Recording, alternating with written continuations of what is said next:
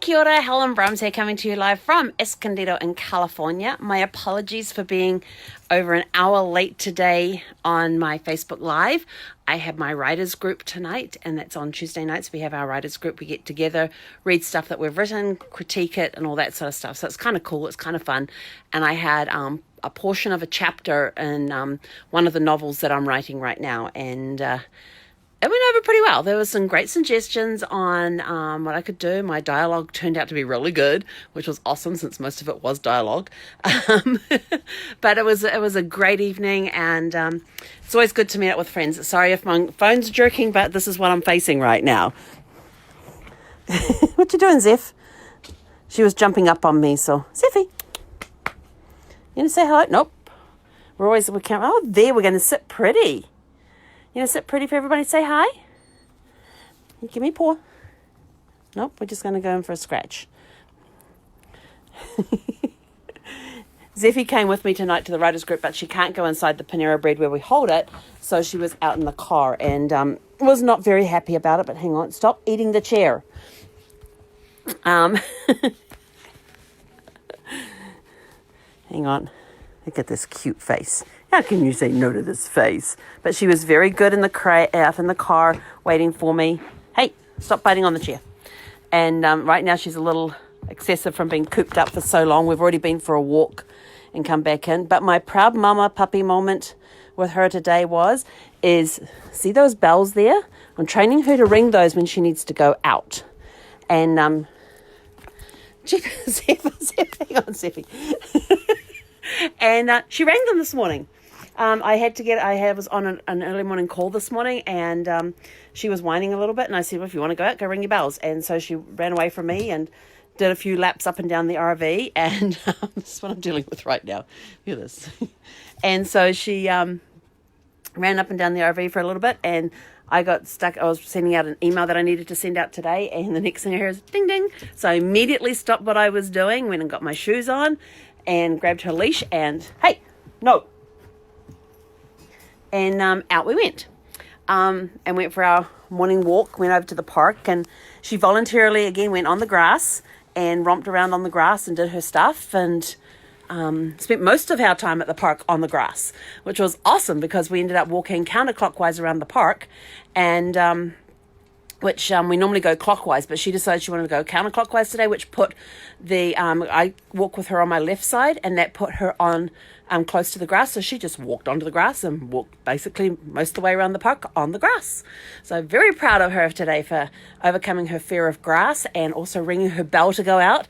Didn't work later on this afternoon when she needed out. She just sat and whined at me and came over and played with my feet and put her paws up on my lap saying, come on, let's go, I want to go out. So yes, so very proud of her. Last night watched my first Christmas movie. So if you remember, after I said the James Bond thing, I was going to start watching Christmas movies. And I saw one called El Camino Christmas, which was a bit of a drama. There was a couple of funny little moments in there.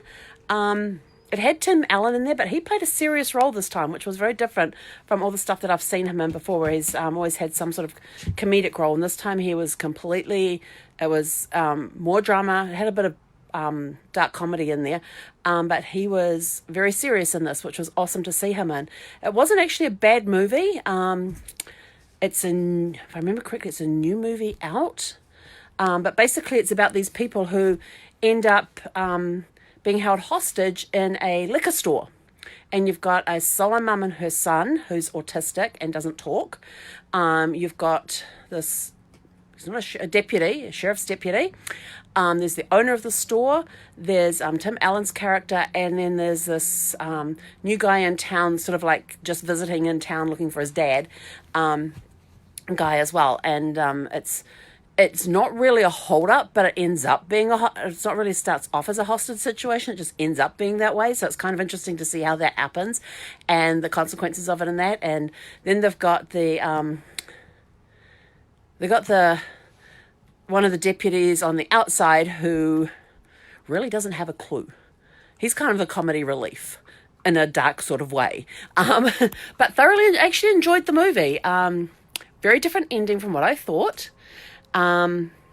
but I'm not going to give it away because it's a relatively new movie. It was on Netflix, and for some reason, when I'm at this park, Netflix plays better than Prime does. I don't know why. I don't know if Netflix doesn't use as much bandwidth as Prime or not, but for some reason, I can watch Netflix out here with no problem at all, but try and get Prime, even on my hotspot, no go. So not sure what movie I'm going to watch tonight, but had no intention of starting watching Christmas movies last night, but it just happened that way. It was my birthday, what can I say? It just happened that way. And so that was actually a very interesting movie. So if you're looking for something a little different on a Christmas movie, that one wasn't too bad. And the whole thing takes place on Christmas Eve, just to give you some point of reference for why it's Christmas.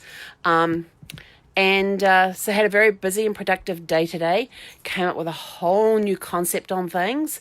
Was busy working on one project and had an idea for something else. And so I am working with some people who looking to work with some people to collaborate on that idea, which is going to provide great, awesome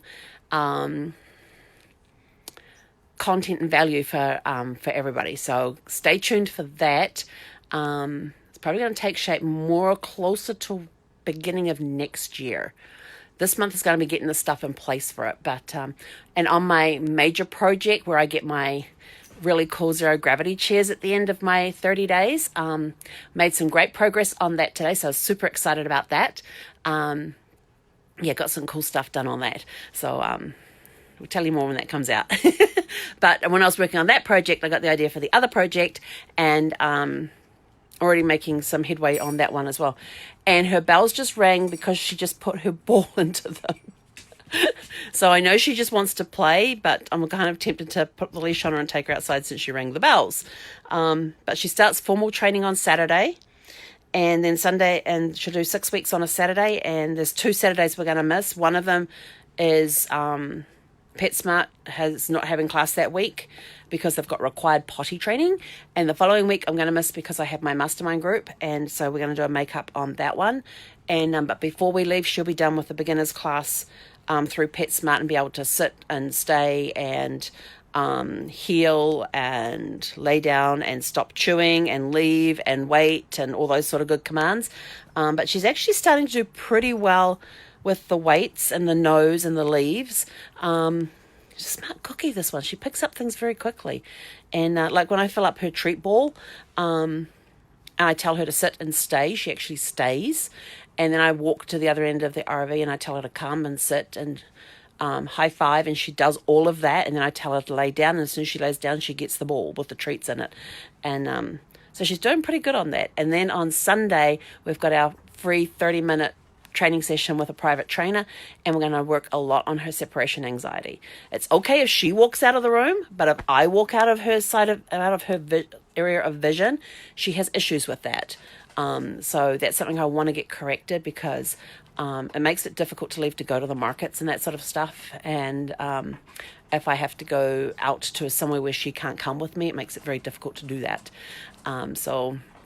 Anyway, and other exciting news is tonight was the naming ceremony of the Carnival Panorama in Long Beach. It is a brand new ship with Carnival. It has just arrived directly from the shipyard, wherever it was built. I don't even know where it was built. I was supposed to go to that, but it meant I would have had to have left here around 1 o'clock this afternoon, 12:30, 1 o'clock this afternoon, to get up to Long Beach, to board at 3 o'clock, and then they had a whole bunch of stuff going up, and you have to be off the ship by at 10:30 or 9:30 or something like that.